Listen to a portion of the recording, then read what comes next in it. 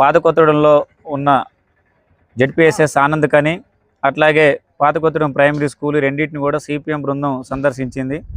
ఇక్కడ ఉన్నటువంటి పాఠశాలలో ఉన్న సమస్యల్ని సిపిఎం బృందం అధ్యయనం చేయడం జరిగింది. ప్రధానంగా పాఠశాలలో తీవ్రంగా విద్యార్థులను వేధిస్తున్న సమస్య మంచినీళ్ళ సమస్య. మినరల్ ఆర్ఓ ప్లాంట్ లేకపోవడం వలన పిల్లలకి మినరల్ వాటర్ అందడం లేదు. కేవలం ఈ మున్సిపాలిటీ నుంచి వచ్చేటువంటి మిషన్ భగీరథ నీళ్లతోటి పిల్లలు తమ దాహార్తిని తీసుకోవాల్సిన పరిస్థితి ఏర్పడింది. అందుకని ప్రభుత్వం తక్షణమే స్పందించి విద్యార్థులకు మంచినీటి సౌకర్యం, అందులో మినరల్ వాటర్ సౌకర్యం కల్పించాలని సిపిఎం పార్టీగా డిమాండ్ చేస్తున్నాం. అట్లాగే బాయ్స్ మూత్రశాలలు చాలా అధ్వానంగా ఉన్నాయి.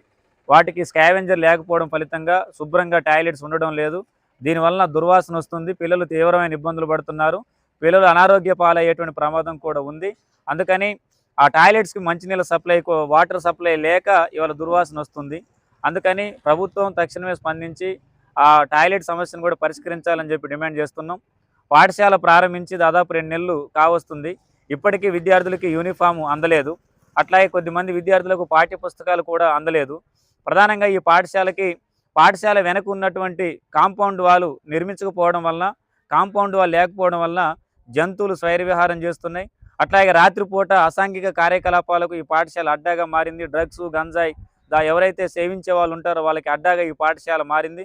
అందుకని ప్రహరీ గోడ నిర్మించి, అట్లాగే ముందున్నటువంటి గోడ ఎత్తు కూడా పెంచి సాయంత్రం పూట ఎవరు పాఠశాలలోకి వెళ్ళడానికి అవకాశం లేకుండా, అట్లాగే ఒక వాచ్మెన్ కూడా ఏర్పాటు చేసి ఈ పాఠశాల ఆవరణని శుభ్రంగా ఉంచాలి. గంజాయి అట్లాగే మద్యం సేవించే వాళ్ళ నుంచి పాఠశాలను కాపాడాలని చెప్పి సిపిఎం పార్టీ డిమాండ్ చేస్తుంది.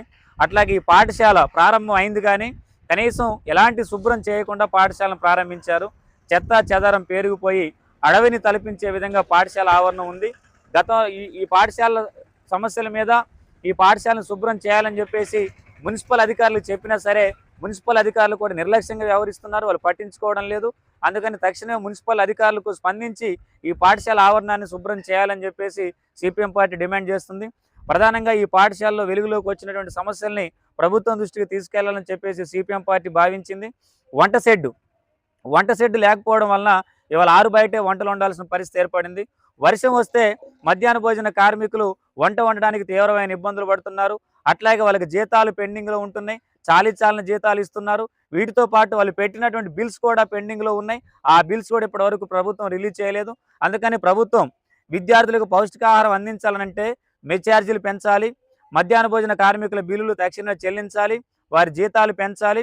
అట్లాగే విద్యార్థులకు ఖాళీగా ఉన్న టీచర్ పోస్టులు భర్తీ చేయాలి, టాయిలెట్ సౌకర్యం కల్పించాలి, మినరల్ ఆర్ఓ ప్లాంట్స్ ఏర్పాటు చేయాలి, పెండింగ్లో ఉన్న పాఠ్య పుస్తకాలు వెంటనే పంపిణీ చేయాలని చెప్పేసి, యూనిఫామ్ పంపిణీ చేయాలని చెప్పి, పాఠశాల ఆవరణని శుభ్రంగా ఉంచాలని చెప్పి సిపిఎం పార్టీగా డిమాండ్ చేస్తున్నాం. ఈ సమస్యల పరిష్కారం కోసం ఈరోజు ఎంఈఓ గారిని కూడా కలిసి ఎంఈఓ గారికి సమస్యలతో కూడిన వినతి పత్రాన్ని సిపిఎం పార్టీ అందించింది.